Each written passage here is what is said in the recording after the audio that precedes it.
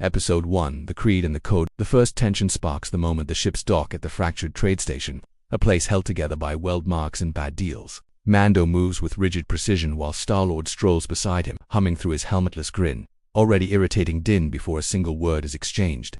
Their disagreement isn't about the mission but about how to exist in danger. Star-Lord trusting luck and improvisation while Mando believes survival comes from rules that never bend. Grogu senses the clash before it turns verbal, the air tightening like a drawn wire as Groot shifts uneasily behind him. The attack comes fast and clean. Bounty hunters emerging from hidden alcoves with practiced coordination, clearly hired and well-informed. Nets snap through the air, energy restraints locking onto Grogu and Groot simultaneously, proving this was never about cargo or credits. Mando reacts instantly, blaster fire precise and controlled, disabling rather than killing, while Star-Lord moves like chaos given form, sliding across the deck and firing backward with reckless accuracy. Their styles clash but somehow interlock, creating a rhythm neither planned. Grogu struggles inside the net, fear threatening to overwhelm him until he feels Groot's presence echoing his own panic. Instead of pushing outward, Grogu pulls inward, the force bending strangely as Groot's vines respond, tightening and reshaping the net into a trap for the attackers. The bounty hunters freeze mid-motion, entangled by their own weapon, confusion replacing confidence as the fight ends abruptly. Silence falls heavy, broken only by Groot helping Grogu to his feet, their shared glance filled with something new and unspoken. Later, as station security arrives too late to matter, Star-Lord laughs off the danger while Mando quietly studies the Guardians. He notices how they regroup instinctively, no ranks or commands, yet functioning as a single unit. Over drinks and repairs, Star-Lord makes a joke about space dads, expecting deflection, but Mando doesn't argue. He watches Grogu sit between Groot and Rocket.com again, and something in Din's rigid worldview shifts. When they finally part for the night, Mando speaks only once, his voice low and deliberate. "You protect your own," he says to Star-Lord, not a compliment by his standards, but as close as one gets. Star-Lord only nods, understanding more than he admits, as the bond between the two children quietly solidifies. Episode 2, Roots of the Force. The planet appears lifeless from orbit, a gray scar beneath drifting clouds, yet Grogu feels a deep pull the moment they descend. Groot feels it too, his movements slowing as if the ground itself recognizes him.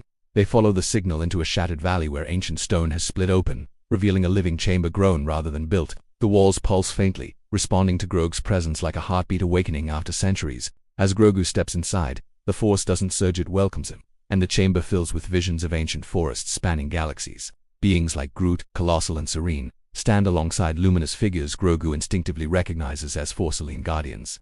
Outside, Groot collapses to one knee as vines surge uncontrollably from his arms, growth accelerating beyond anything Rocket has seen before. Panic spreads among the Guardians as scanners overload and energy readings spike. The truth becomes clear too late. The chamber is not only a memory, but a seal. Something ancient stirs beneath it, drawn by the convergence of Grogu's Force presence and Groot's awakened heritage. Grogu senses the danger and reaches outward, not to dominate but to soothe, and Groot mirrors him instinctively. Roots sink deep into the chamber floor as Grogu steadies the Force, guiding it like a gentle current rather than a wave. The cosmic presence recoils, curious but calmed, retreating back into dormancy as the chamber's light dims. The planet exhales, dust settling as if the world itself is relieved. When Groot rises, he is different, taller, steadier, eyes clearer with awareness. For the first time, his words carry intent rather than instinct. "I am Groot," he says, and Grogu understands not the words but the meaning behind them. Everyone feels it then. This bond is ancient, powerful, and visible to things best left unaware. Episode 3, Two Children, One Galaxy. The decision comes quietly, without argument. Once Rocket confirms the readings, spreading across known systems, Grogu and Groot together are becoming a signal, a convergence too rare to remain unnoticed. Mando kneels beside Grogu, explaining without lies that some paths close when walked, and staying together might endanger not just them, but worlds beyond counting. Grogu listens, unusually still. Star-Lord struggles more than he admits, cracking jokes that fall flat as he watches Groot prepare to leave. The Guardians understand what this goodbye costs, even if none of them say it aloud. On the landing platform, stars stretching endlessly beyond, Grogu and Groot sit together in silence. No fear, no sadness, only understanding that feels far older than either of them. Groot kneels to Grogu's height and speaks clearly, carefully, shaping the sound with intention. Grogu's eyes widen, emotion rippling through the Force as he reaches out, not to hold but to remember. The connection locks into place, something permanent without possession. The engines warm, ships preparing to depart opposite directions.